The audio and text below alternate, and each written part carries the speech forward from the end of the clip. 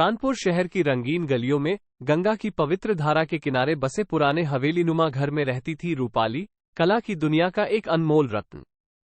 रूपाली के हाथों से निकलने वाली हर कलाकृति मानवीय भावों का ऐसा सजीव चित्रण करती थी जिसे देखकर लोगों की सांसें थम जाती थीं।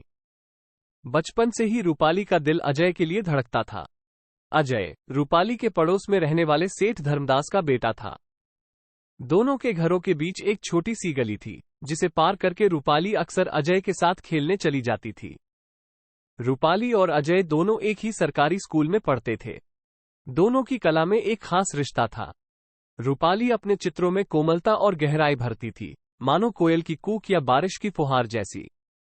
वहीं अजय अपने कैनवास पर जीवंतता और सटीकता उकेरता था, ठीक उसी तरह जैसे सूरज की पहली किरण या मोर का नाच। दोनों की कला एक दूसरे की पूरक थी। स्कूल के बाद दोनों अक्सर गंगा के किनारे बैठ जाते और कला की दुनिया में खो जाते। रूपाली रेत पर उंगली से पेड़ पौधे और नदियों को उकेरती थी, तो अजय पत्तों और टहनियों को मिलाकर आकार देता था।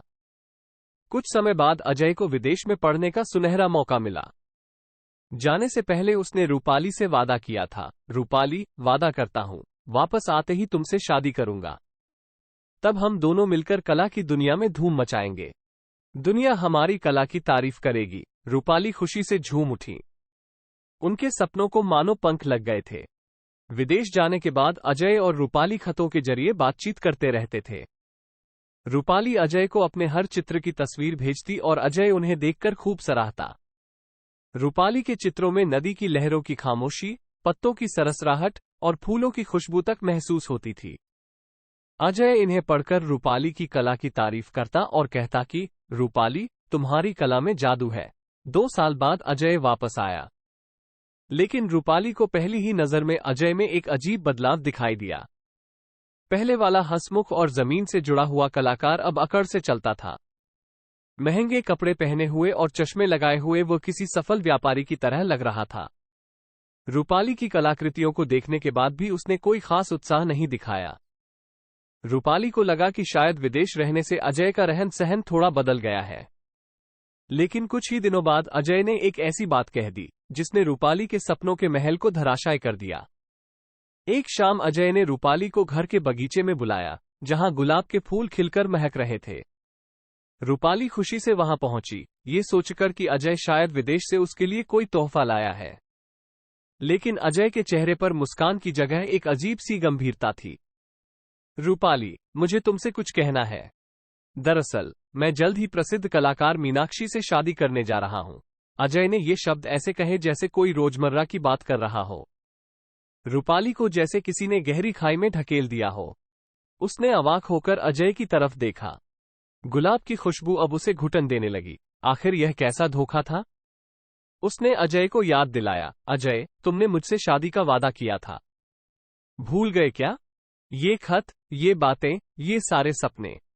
अजय ने घबराहट में जवाब दिया, रूपाली, जमाना बदल गया है। अब तुम्हारी कला पुरानी हो चुकी है। मीनाक्षी एक सफल कलाकार है और मेरा करियर उसकी वजह से नई ऊंचाइयों को छू सकता है। तुम समझो ना, व्यापार है ये भी। रूपाली का दिल टूट चुका था। उसने अजय से एक शब्द भी नहीं कहा। उसकी आंखों से आंसू तो नहीं निकले, लेकिन एक गहरा गुस्सा उसके दिल में दहकने लगा। वो चुपचाप बगीचे से बाहर निकली और अपने कमरे में चली गई। उस रात रूपाली ने सारी रात सिसककर नहीं रोई, बल्कि उसने एक ज्वाला सी महसूस की। अपने टूटे हुए दिल के टुकड़ों को उसने समेट लिया और अपने दुख को रोने में नहीं, बल्कि अपनी कला में उतारना शुरू कर दिया। रूपाली ने अगले कुछ दिनों में कई चित्र बनाए। विश्वासघात, धोखे और बेवफाई पर आधारित ये चित्र इतने मार्मिक और इतने सजीव थे कि देखने वाले की सांसें थम जाती थीं। एक चित्र में उसने एक टूटे हुए दिल को दिखाया, जिसके टुकड़ों से कांटे निकल रहे थे। दूसरे चित्र में उसने एक सूखे हुए पेड़ को दिखाया, जिसकी टहनियों पर मुरझाए हुए फूल लटक रहे थे। इन चित्रों को बनाने के बाद रूपाली खुद को हल्का महसूस करने लगी। उसने फैसला किया कि वह अपनी कला को दुनिया के सामने लाएगी। उसने शहर की एक छोटी सी आर्ट गैलरी में अपनी कलाकृतियों को प्रदर्शित करने के लिए संपर्क किया। गैलरी के मालिक को रूपाली के चित्र इतने पसंद आए कि उन्होंने तुरंत ही प्रदर्शनी आयोजित करने पर सहमति जता दी। प्रदर्शनी के दिन गैलरी कला प्रेमियों से भर गई थी। रूपाली के चित्रों को देखकर हर किसी की आंखों में सवाल उभर आए। कुछ लोग तो भावुक होकर रोने लगे। रूपाली की कला में अब पहले से कहीं ज्यादा गहराई और परिपक्वता आ गई थी। उसके चित्रों में मानवीय भावनाओं को इतनी बारीकी से दर्शाया गया था कि लोग खुद को उनसे जुड़ा हुआ महसूस करते थे।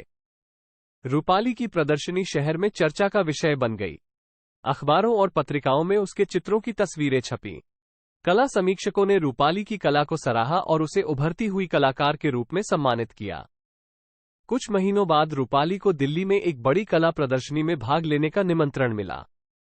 ये प्रदर्शनी राष्ट्रीय स्तर पर आयोजित की जा रही थी और इसमें देश भर के प्रसिद्ध कलाकार शामिल हो रहे थे।